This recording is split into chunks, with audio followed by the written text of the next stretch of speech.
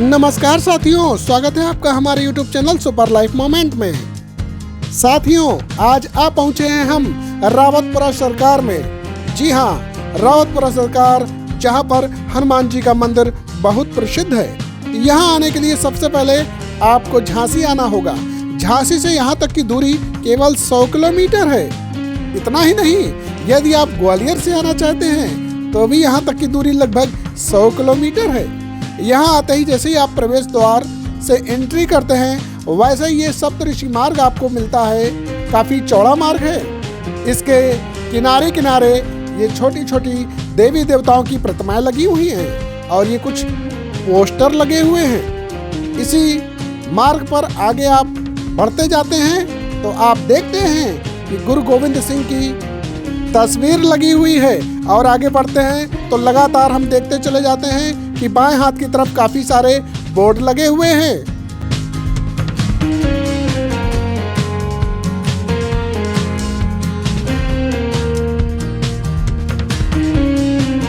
सामने आपको कितना चौड़ा मार्ग दिखाई दे रहा है।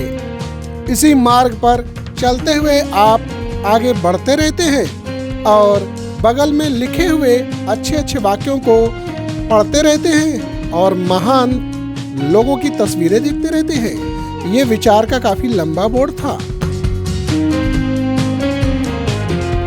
और ये एक और प्रतिमा यहाँ पर स्थापित है।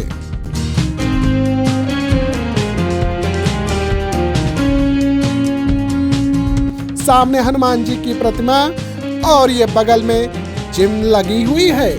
इस जिम में कई सारे लोग आकर योगा करते हैं और एक्सरसाइज करते हैं।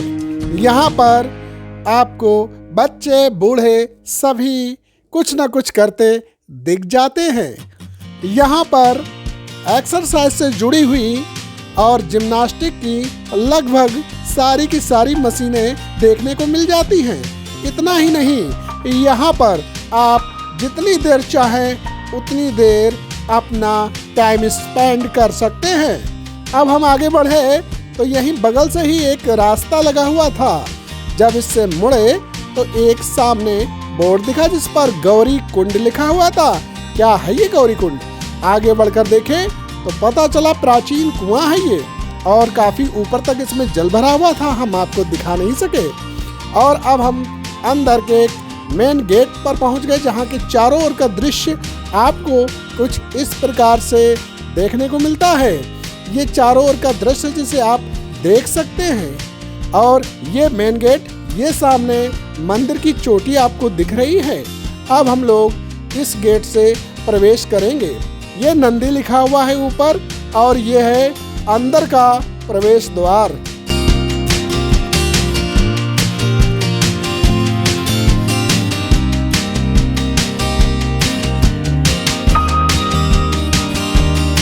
और ये स्टैचू हाथी का और इसके साइड में स्टैचू घोड़े के लगे हुए हैं। दोनों साइड आपका स्वागत करने के लिए। जैसे ही आप प्रवेश द्वार से उस पार जाते हैं तो राइट हैंड पे काले पत्थर की प्रतिमाएं और बाएं हाथ पर छोटे छोटे कई सारे देवी देवताओं के मंदिर बने हुए हैं। आगे बढ़ते हैं तो राइट हैंड और लेफ्ट हैंड दोनों साइड आपको छोटे छोटे कई सारे मंदिर देखने को मिलते हैं जो किसी को भी मंत्र मुग्ध कर सकते हैं। और ये सामने हर हर महादेव यानी कि भगवान शंकर की मूर्ति है। सदाशिव लिखा हुआ बोर्ड यहाँ पर। और देखिए कितनी सुंदर और विशाल प्रतिमा है। अब हम इस प्रतिमा के लगभग पास आ चुके हैं और इस प्रतिमा की ओर धीरे धीरे बढ़ते जा रहे हैं। देखते जा रहे हैं, प्रतिमा तो काफी विशाल है। जब कुछ और पास पहुंचे तो नीचे एक कछुआ दिखाई दिया और आगे बढ़ते हुए आप देख सकते हैं ये विशाल प्रतिमा कितनी विशाल है। नीचे शेर का मुख दिख रहा है और ये शंकर भगवान की विशाल मूर्ति रखी हुई है जिसकी ऊंचाई लगभग 85 फीट है। जी हाँ, 85 फीट, और जिसे काफी दूर से ही आप देख सकते हैं। ये चारों ओर का ग्राउंड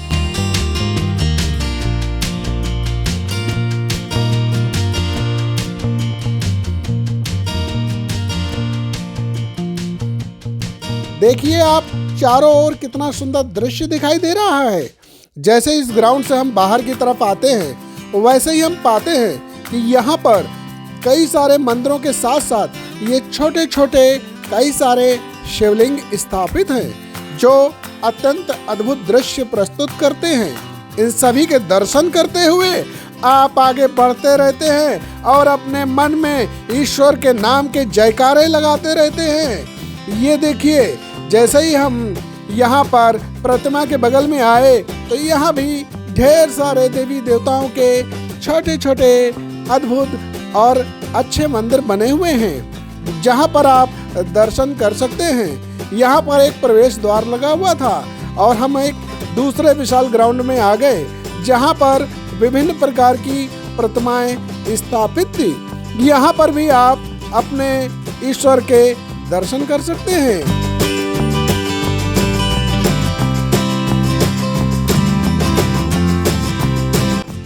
अब हम थोड़ा और आगे बढ़े तो हमने देखा सामने एक चौराहा जैसा दिखाई दे रहा था और इसी चौराहे पे शनि वाटिका का बोर्ड लगा हुआ था और हम चल दिए शनि वाटिका के रास्ते पर।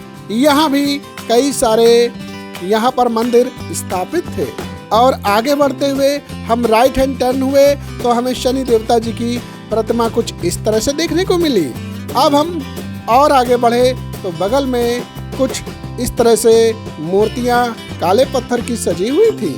यहाँ सर फिर वापस होते हुए हम उसी चौराहे से अपोजिट दिशा में चल दिए जहाँ पर ये जो मंदिर आप देख रहे हैं यहाँ पर नव देवियों के रूप आपको देखने को मिल जाते हैं जो बड़े ही अद्भुत हैं। और इसके बाद इसके लाफ्ट से हम बाईं तरफ टर्न लेते हैं और यहाँ भी कई सारी देवियों के दर्शन होते हैं। इसके बाद हमको मिलता है एक और रास्ता आगे बढ़ने के लिए और ये एक तालाब दिखाई देता है। यहाँ पर ये महामृत्युंजय जी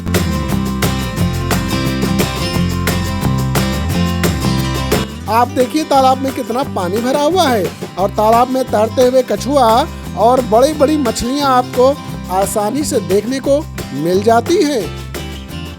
आगे बढ़ेंगे तो कॉर्नर पर आपको यह दिव्य मूर्ति दिखाई देगी। फिर थोड़ा सा आगे की ओर बढ़ते हुए हम चलते हैं तो सामने एक और छोटा सा मंदिर दिखता है। राधा और कृष्ण की बहुत ही मोहिनी सूरत देखने को मिल जाती है। अब हम बढ़े कुछ और आगे, इसी तालाब के किनारे किनारे चलते हुए बड़ा ही आनंद का अनुभव हो रहा था। आगे बढ़ते हुए हमने देखा हमें एक और मंदिर दिखाई दिया छोटा सा बना हुआ और जब हम इस पर पास में आए तो देखा यहाँ पर एक पत्थर की देवी सजी हुई थी।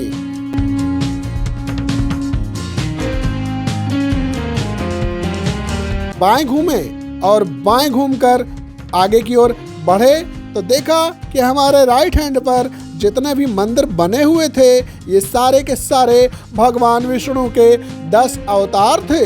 इन 10 अवतारों को आप एक साथ यहाँ पर देख पाते हैं। थोड़ा ही आगे बढ़ते हुए हमें ये बाएं हाथ पर एक कट मिला और हम इस बाएं हाथ के कट की ओर चल दिए। ये सीढ़ियाँ चढ़ते हुए जब हम ऊपर गए तो देखा यहाँ पर एक विशाल बरामदा था। शायद यहाँ पर कुछ प्रवचन वगैरह होते हों। ये सामने ग्राउंड है जो कि काफी अच्छा प्रतीत हो रहा है। कितना सुंदर दृश्य आपको दोनों ओर देखने को मिल रहे हैं। कटिंगदार पेड़ पौधे और विशाल वृक्ष, सामने महात्मा बुद्ध की प्रतिमा भी थी।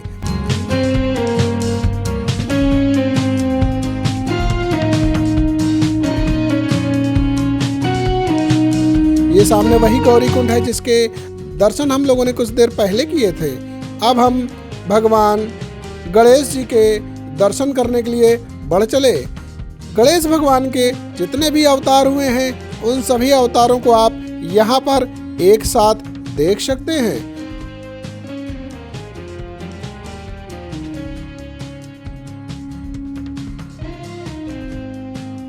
ये 4 चूहे एक साथ बैठे हुए काले पत्थर से बने हुए हैं जो अत्यंत लुभावने प्रतीत होते हैं।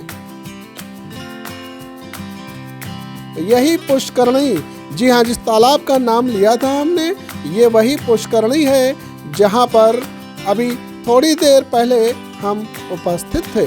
यहाँ से आप चारों ओर का नज़ारा ले सकते हैं। और ये है वो हनुमान जी जिनके दर्शन आप कर कर धन्य हो जाएंगे और आपके सारे संकट हर लेंगे, आपकी सारी मनोकामना पूरी करेंगे।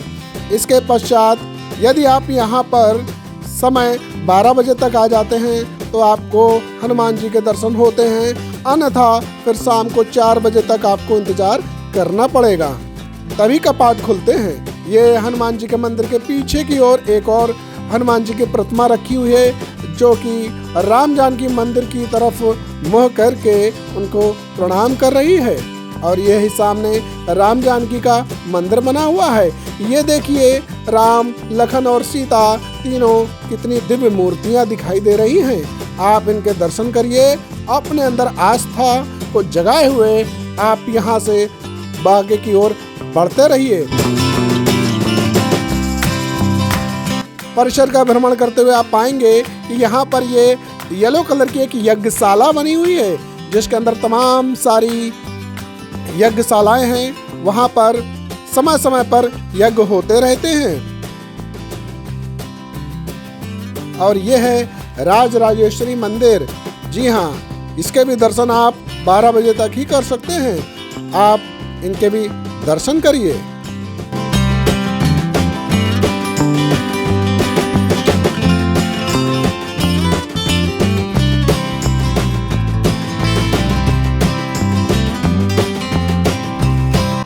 वास्तव में यह बहुत ही सुंदर स्थल है। यहाँ पर पूर्ण आस्था के साथ आप अपना पूरा का पूरा दिन बिता सकते हैं। यह बहुत ही मनोहरणीय और धार्मिक स्थल है। ये देखिए, इन मंदिरों पर छोटे छोटे शिवलिंग बने हुए हैं जो कि काफ़ी अधिक संख्या में बने हुए हैं। और ये नंदी जी काले पत्थर से बने हुए हैं। अब आगे हम लोग बढ़ते हैं तो देखते हैं कि राइट हैंड की तरफ सारे के सारे शिवलिंग बने हुए थे। अब हम अपने बाएं मुड़ते हैं तो हम पाते हैं यहाँ भी कई सारे देवी देवताओं की मंदिर हैं। उनके नाम नीचे लिखे हुए हैं और प्रतिमा अंदर स्थापित है। कांच लगा हुआ है ताकि अंदर धूल और मिट्टी ना जा सके। इतना ही नहीं, यहाँ पर चलते हुए आपको थकान का अनुभव भी नहीं होगा, क्योंकि ईश्वर आपके अंदर ऐसी ताकत भर देंगे कि आप सब भूल जाएंगे। और ये भगवान शंकर की वह प्रतिमा जो मुख्य आकर्षण का केंद्र है, जो सदाशिव के नाम से यहाँ पर बोर्ड लगा हुआ है। यहाँ पर आप आएं तो भगवान के शंकर के दर्शन अवश्य करें।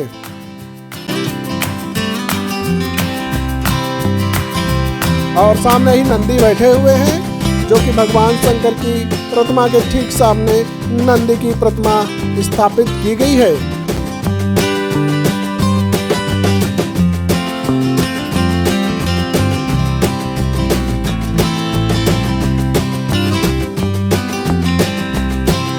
ये देखिए कितनी सुंदर प्रतिमा स्थापित है।